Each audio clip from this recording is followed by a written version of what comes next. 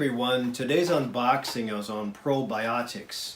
Probiotics, and I'll put a link down below on previous videos I've done on probiotics.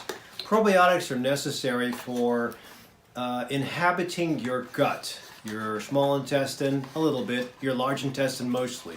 And probiotics are different bacteria. That's why you'll hear that theory that there's like 3 trillion DNA, there's 3 trillion nuclei in your body, and the DNA in your gut outnumbers your own DNA. I'm not sure if that number is correct or not, but that makes sense. There's a lot more bacteria here than there are in the rest of your body. And we need a good source of a good gang of bacteria in the gut to help digest food, to help decrease inflammation, to help fight. So think of it this way. If you have one parasite that's going into a food source or a fuel source you ate, and you have 12 billion or 3 billion to 12 billion bacteria in the gut ready for that parasite, parasite won't survive. The bacteria will survive and it'll kill the parasite or send a parasite out in your poop. So that's why you have to have it. Now, the problem is when we're so used to taking antibiotics for colds, coughs, skin infections, urinary tract infections, that every time we get rid of one of those things, you're lucky, that's good, and I haven't taken an antibiotic in about 10 years, and I get exposed to sickness all the time, but luckily my lifestyle is healthy enough where I can, knock on wood, not need an antibiotic. But every time you do that, you kill the bad offending agent, but you also kill everything in your gut, so you got to rebuild. This is Yarodophilus. You can see the size of these capsules. They're all in blister packs. And I really think that you should take this from the fridge section, the refrigerated section. I know that there's an expiration date on these things, but I just think bacteria in a capsule, tablet or capsule, will do better when they're refrigerated. Because you never know, they might have been shipped in extremely hot vans or trucks. You don't know if they're going to have death of most of these things, but I would get them from the refrigerated section. So that's usually a once a day kind of thing.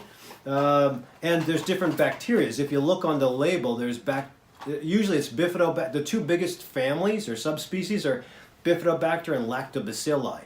And then those are two little families. Now under that they'll have smaller ones. So you'll see the name Bifidobacter or B, and then another Latin name behind it.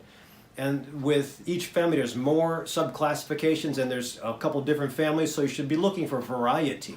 The more bacteria that you add to your gang that's making you bulletproof to disease, the better the gang functions. And the better the gang functions, the better the gut functions. The better the gut functions, the better the immune system works. Less autoimmune disease. Makes you bulletproof till you're 100. So, this is the one I'm currently taking now. Now, I change mine every 3 months. I keep it in the fridge. Actually, it's snowing outside. I can probably put them outside in the snow. I wanted to bring this up too because this is a prebiotic. It has something in it to help with, so you can't just assume that the bacteria you take into your diet will stick and stay. You have to have a prebiotic of sorts, and this is a prebiotic. I just did a video for Pat. Whoop, this is powder. I didn't realize this is powder. Can't really show you, but this is powder, and you're supposed to take a certain amount every day to set the environment for the probiotic. The prebiotic sets the environment for the probiotic. So this is here. I'll just give it to you here. This is Now Foods brand. Pretty good. It has xylo-oligosaccharides in it, and big word. Not important. It just gives the probiotics their home and their food. Remember, if you take probiotics without any gut lining or no mucus, you're going to have that probiotic, that bacteria, eat your lining because they have to eat too. So you have to have a good source of fiber. So hopefully this gives you a little bit of an idea about what to do with regards to probiotics. Check out the links down below, and don't forget to subscribe for our next unboxing.